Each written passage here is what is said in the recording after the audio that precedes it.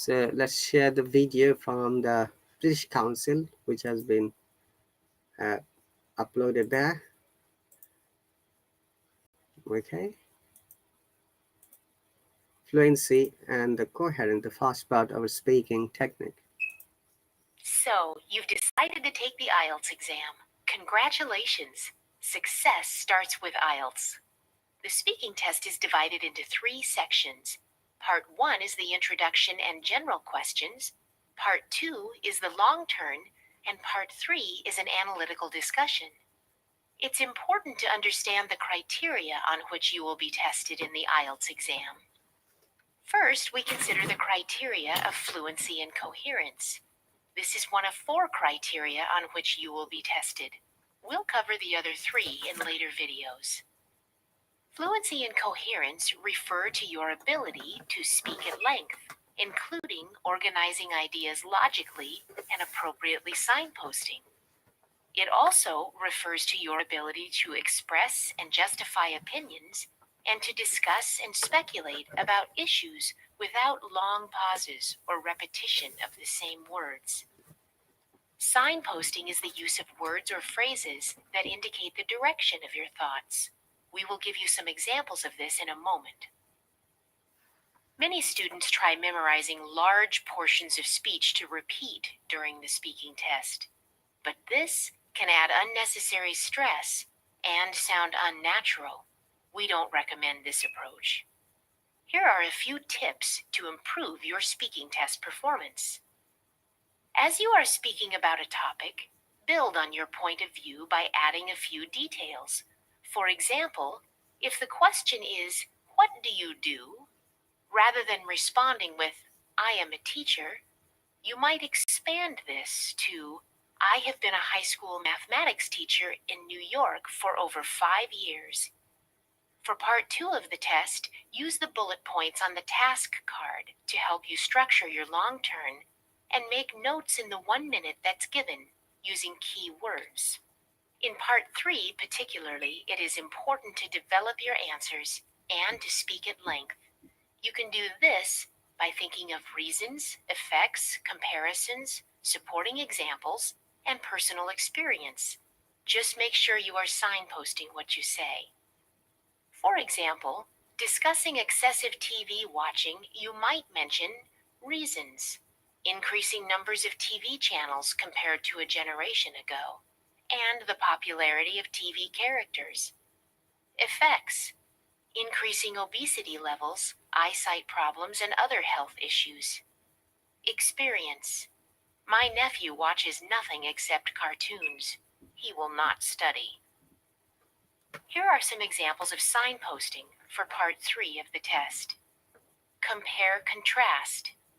In my view, there are 2 main differences. Responding to a point.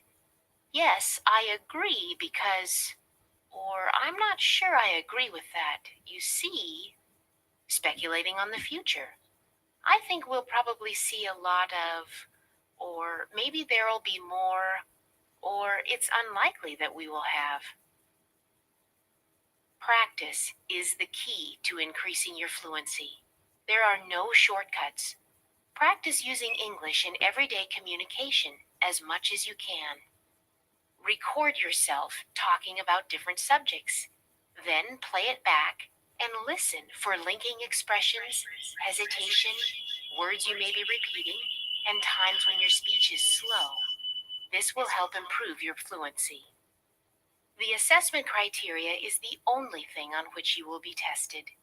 You will not be assessed on your appearance, body language while speaking in the exam, or your creative ideas. Ielts examiners are very consistent with their application of the Ielts assessment criteria. It is the same assessment given everywhere in the country and everywhere in the world. For more information, please see the other speaking test videos, Lexical Resources, Grammatical Range and Accuracy, and Pronunciation. Okay guys, you've got a good insight about the speaking fluency and coherence.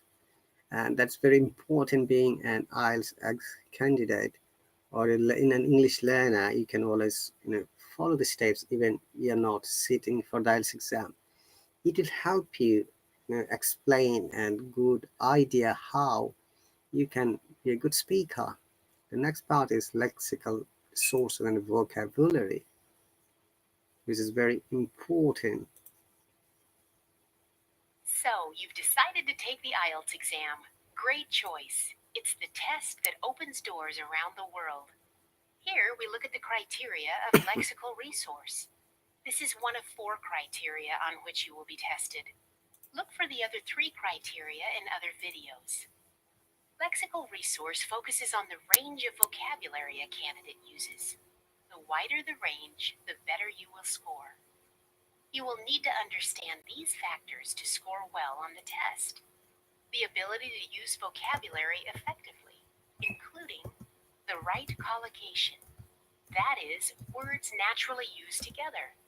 For instance, lions roar, lions do not shout. Alternatively, we make a phone call, we do not do a phone call.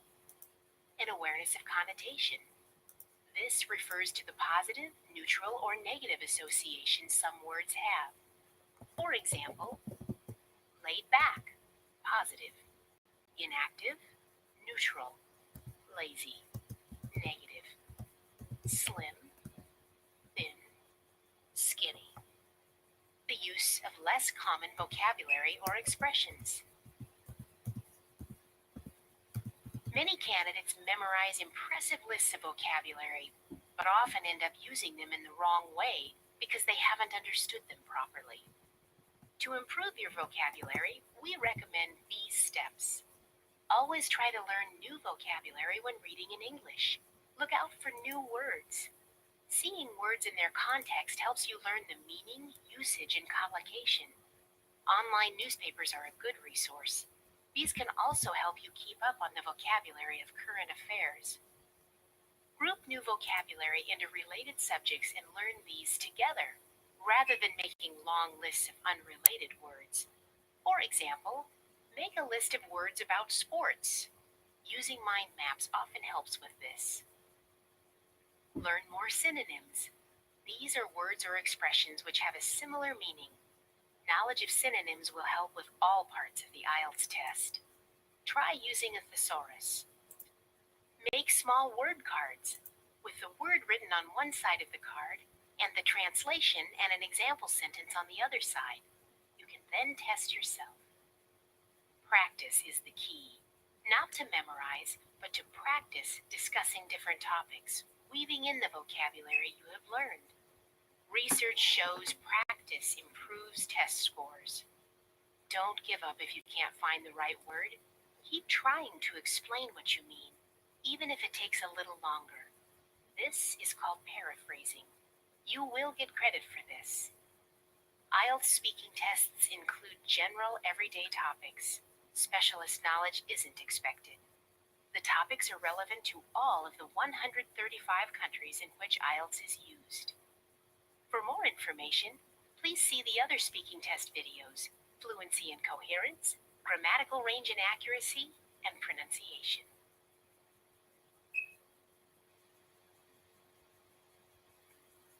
Okay, so we go to the next part. Speaking grammar.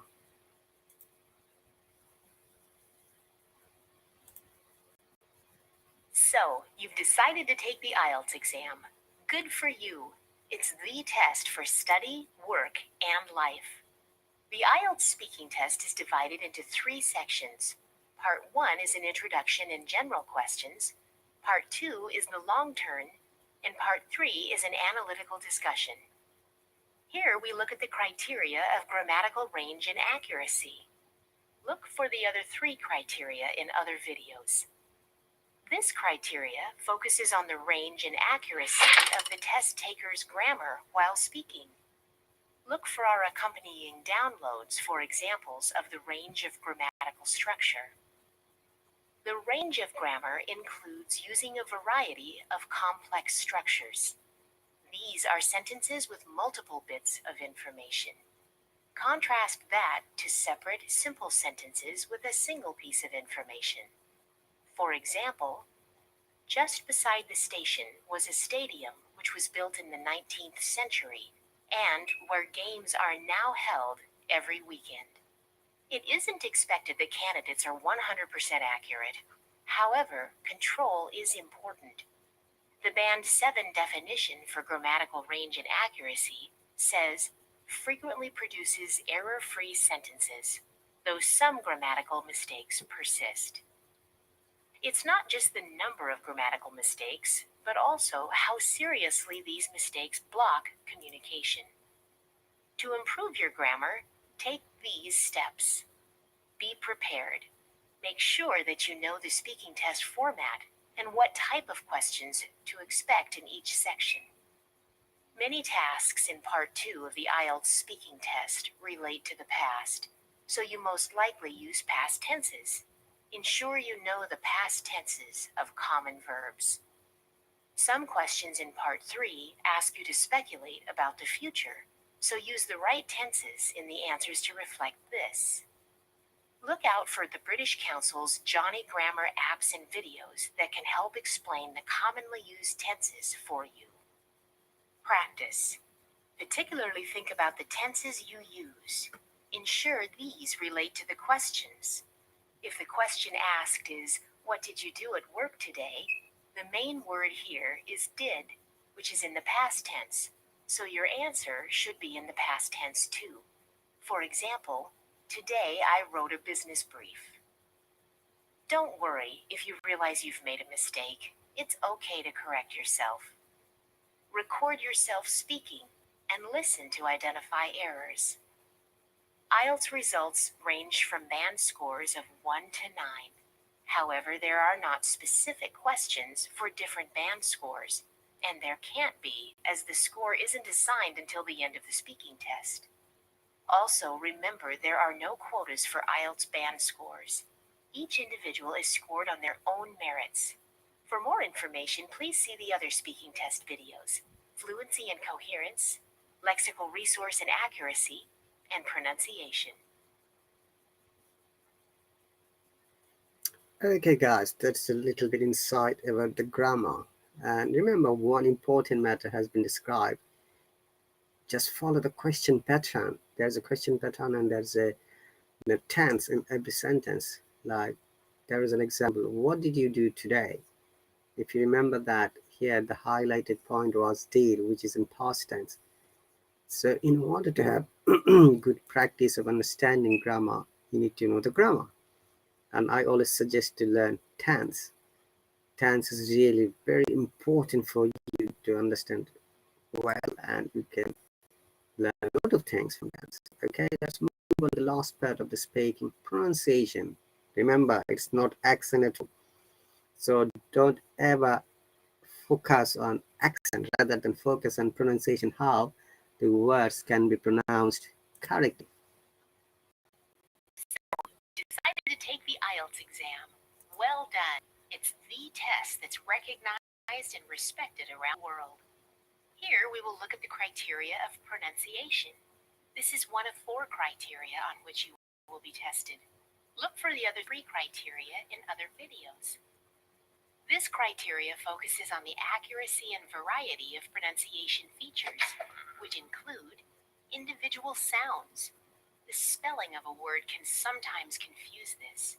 For example, euphemism. Word stress. Stressing the wrong syllable in a word is a frequent error. For instance, it should be mistake, democracy. Mistake.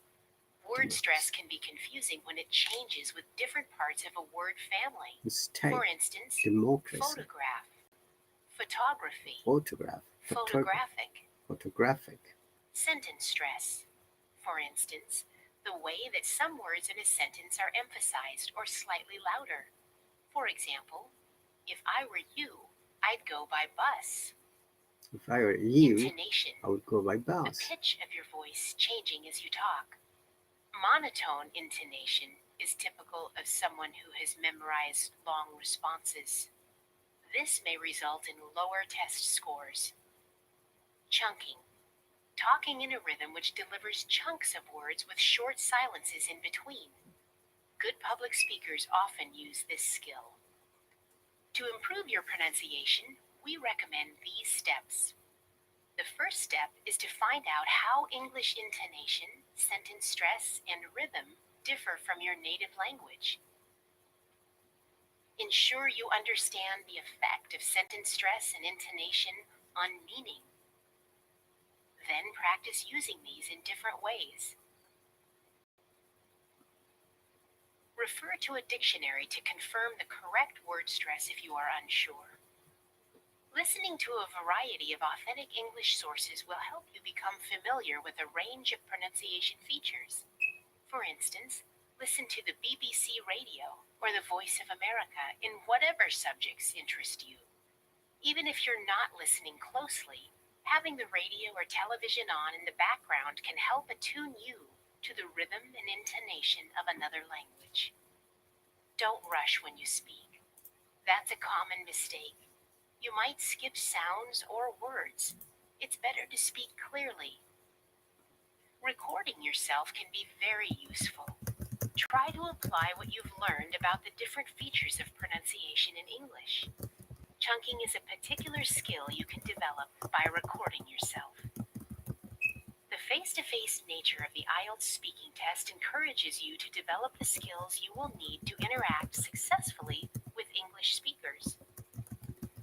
For more information, please see the other speaking test videos, Fluency and Coherence, Lexical Resource, and Grammatical Range and Accuracy.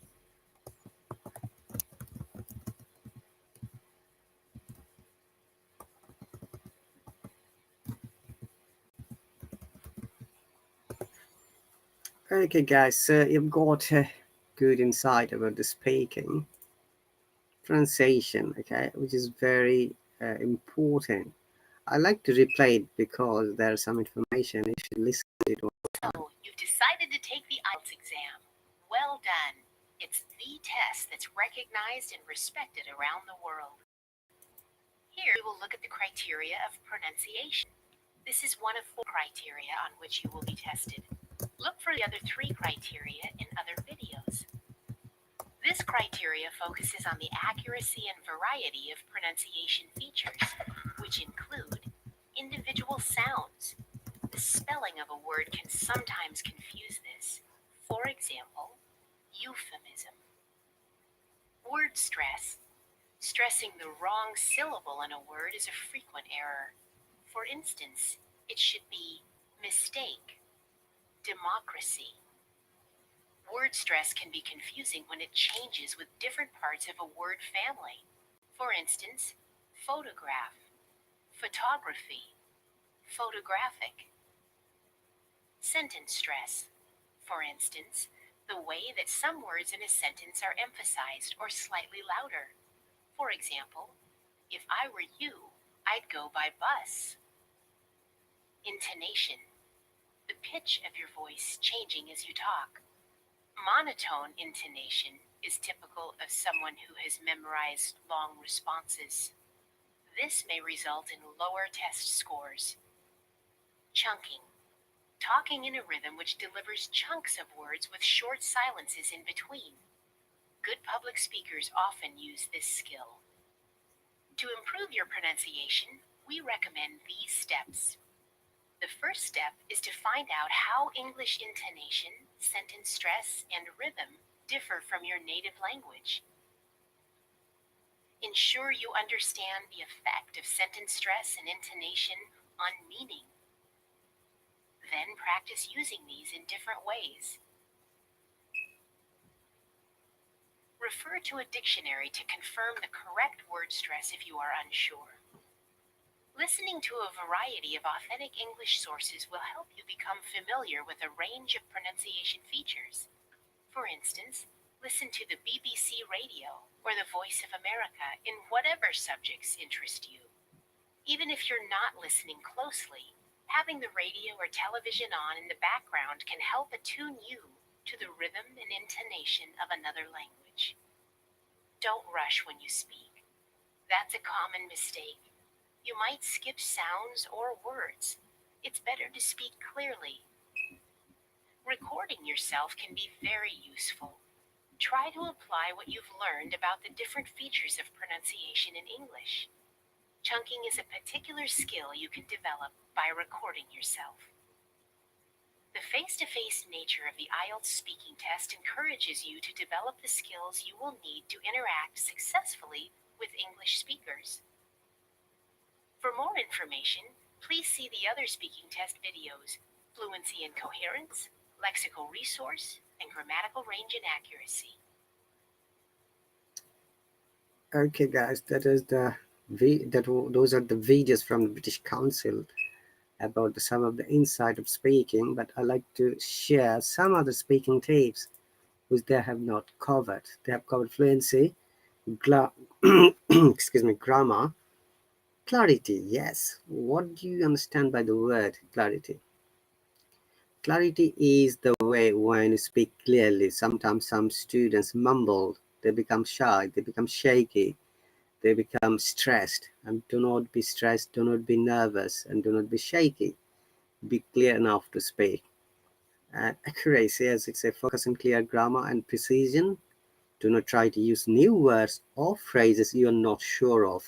It is very important when you're learning a vocab and you don't know how to use them correctly, how to make sentences, then it will be difficult for you to use them correctly either. It's better to avoid if you are not sure about any word or phrases. Please bear in mind, in IELTS speaking section, you can use some idioms and some dialects which are acceptable, but do not ever use those slangs like wanna, gonna, hapta, what's up. These are really not welcome in speaking examination, even in formal environment. Because bear in mind that IELTS exam is a formal environment. And in a formal environment, we do not use this kind of words which are really not standard. Sometimes we say substandard words, or in the UK, they're treated as street languages, and we don't use street language to any person. Okay. Then they have mentioned self-correction. So if you're making mistakes and if you know how to correct yourself, do it straight away. It will be really a positive impact on the examiner that you have corrected yourself, which is really a greatest virtue. For example, it is not expected that the candidates be speaking correctly, all your grammar will be 100% correct, because it is not your language, number one, and because it's a test. And de facto, the matter is that even the natives, they make lots of grammar mistakes. They're good at pronunciation, they're good at articulation and intonation, but they may not be good at grammar. That's why, if you think that speaking is only part of English teaching, no, teaching is only a fraction of English teaching. Otherwise, just think of it. Every Americans or every British would be an English teacher, but in fact, they're not. In order to be a teacher, you need to have good education. You need to have a minimum education training. You need to have good experience. You need to have good presentation skill. You need to have good, interactive qualities. You need to have the quality of persistence, consistency, and also good insight how you can control your students, how you can talk to them, how you can make them understand things easily, how you have the quality to paraphrase a matter when they don't understand. Okay. Then number 5 is talk loudly. This is very important to talk loudly. If you do not talk loudly, if you speak very slowly, if your examiner can't hear you, then how the examiner is going to assess your English language? Just picture it. So it's better if you speak loudly, clear enough, and loud enough so that the examiner can hear you and assess you. Okay, the next one is do not speak too fast or too slow. Do not rush. They have mentioned it. Do not rush. So what happens when you rush? If you are rushing, if you're speaking faster, you're losing your accuracy of the word, stressed words, pronunciation. You may skip some of the word that you like to use. You may use a verb, or you may use you may miss an adjective or any other article, which will not make your sentence any, you know, correct sense at all, which will not make any sense at all. So it is better when you're speaking to use complete sentence, okay, which will make your communication logical, sensible, understandable, and meaningful. Remember, these are the 4 words I always use when you're speaking or writing. Okay, and the next part is that maintain 3 to 5 seconds gap techniques speaking. In IELTS exam, you know, it is very important for every candidate to know that you maintain a little bit gap when it's, but do not, you know, give a pause more than 3 to 5 seconds. So let me give an ask to explain global warming. Okay, so now we are describing global warming is the technique when the globe or our planet becomes hot and warm. Then you stop like this, and the main reasons are now you're thinking what you're going to say. 1 second, 2 seconds, 3 seconds, 4, 5 seconds. Gonna start speaking. The main reasons are that it's made by humans and it's also made by nature. For example, but you have to remember that you have given a pause more than 5 seconds. In IELTS exam, it's very important to not to give a pause more than 5 seconds. It will really slow down your speaking speed, your fluency. It will really have bad impact on your score. And the second one is that when you're talking, next point is to be confident and positive. Even if you're making mistake, make the mistake confident. Okay, being positive, do not be upset, do not think too much that you have made a mistake and your answers were wrong, because if you are obsessed in thinking, it will affect your score and your presentation. Then you lose your inspiration and motivation as well while you're speaking. Number 9, do not be repetitive. That is very important factor. Sometimes some people use filler like actually, or you know what, well, like. Do not use this type of expression in IELTS exam. Okay, I'm giving examples. What are the most common fillers we use? Actually, like, you know what, um, then well, yes, no. These are the most common, you know, repetitive words I've heard from different learners. Yes, I know the answer, or no, I don't know. Actually, I've gone to the market, and actually the shops is closed, and actually I couldn't buy anything. You see, it seems annoying, okay, when you are repeating the same words for reasons.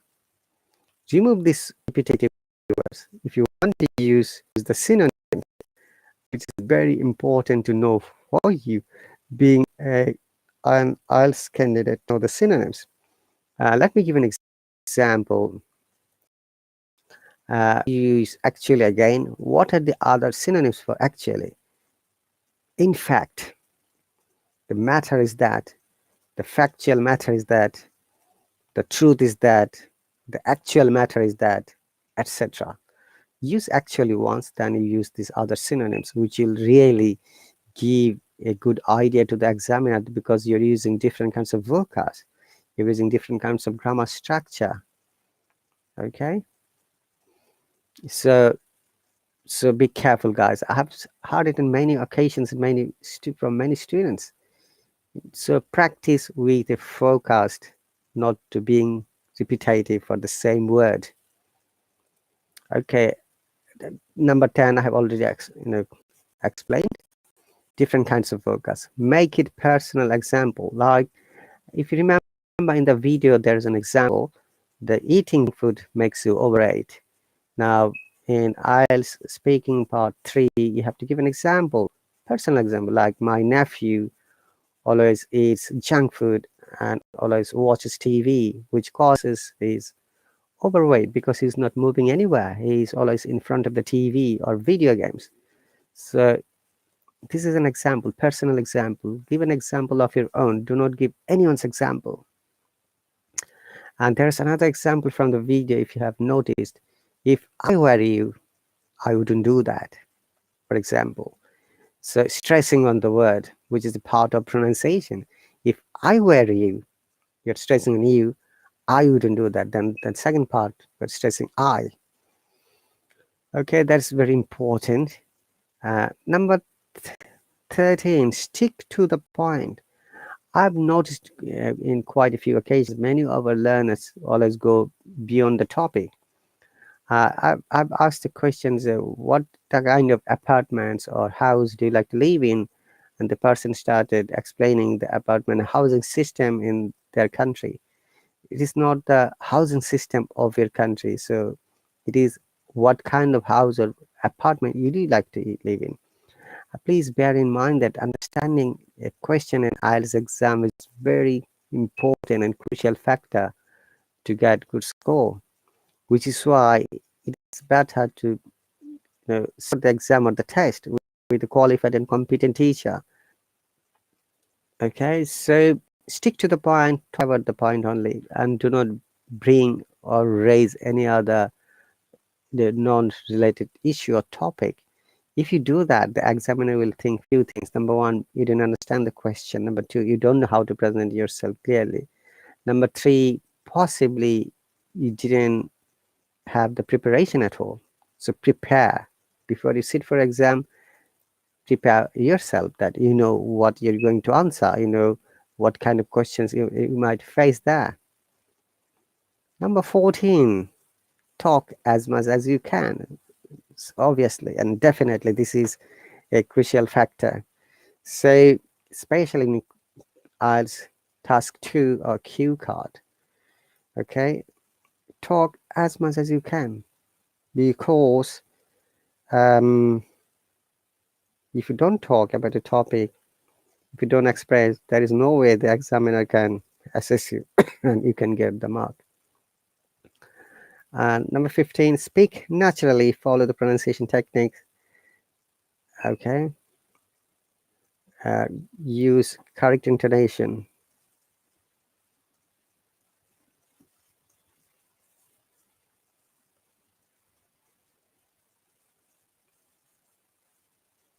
Speak articulately. Remember, it is very important for an IELTS speaker as well as a good speaker that you must use this intonation method, pronunciation techniques, and you should speak naturally and articulately. So you don't have to copy any accent or anyone else. Develop good pronunciation technique by practicing more. And there are a few examples like mistakes, photograph, but photographic. It's a photography. Photographic. You see, the stresses are in different syllables. And then there's another example was use correct context, collocation, and connotation. So context is very important, that depending on the word or sentence, one word may have different meanings. So you got to be careful about using the word. What do you mean? Whether it's a noun or a verb or an adjective or a gerund or something else. And collocation is the method or techniques when one word will take another, generally preposition, naturally, automatically. And there is an examples like lions roar, lions do not shout. Similarly, subscribe to, after subscribe we use the preposition to.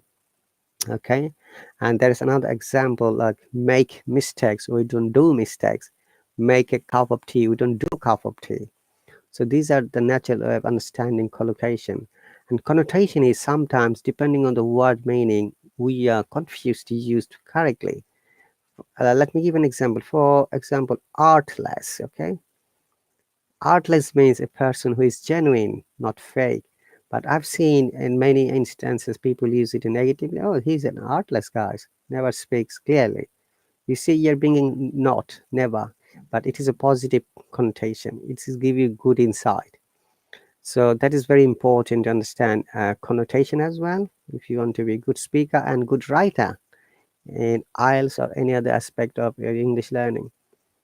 Okay, and next one is use compound complex sentences.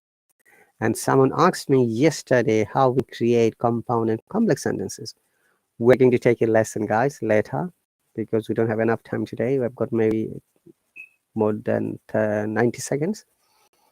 So compound sentence and complex sentences are the concept of bringing two or more ideas in a sentence. And they gave few examples, if you remember, like beside the stadium, there was a school where people used to come every year, and still the same incident going on, something like that. Okay. Now, another important matter is that you can always use compound sentences by using these coordinating conjunctions like acronyms fanboys, where F stands for, A for and for nor, B for but, O for or, Y for yet, S for so. For example, we are here to practice English, but also develop ourselves. Look, with the use of but, we have brought practice English and develop ourselves. You see, so here but is a coordinating conjunction which is helping you to create your sentences correctly. Okay, guys, we've got 29 seconds, and remember that practice is the key factor. It has been mentioned in every video. Practice, practice, practice. I say 3 times. Always make sure you practice every day, regardless 5 minutes, 10 minutes, it doesn't matter, but practice it. That should be the part of your daily life, the way we drink water, take food, and sleep. Thank you very much, guys, for listening. We're going to have a collaboration live stream after 30 minutes. Don't go. Thank you, and I'll see you soon, and bye.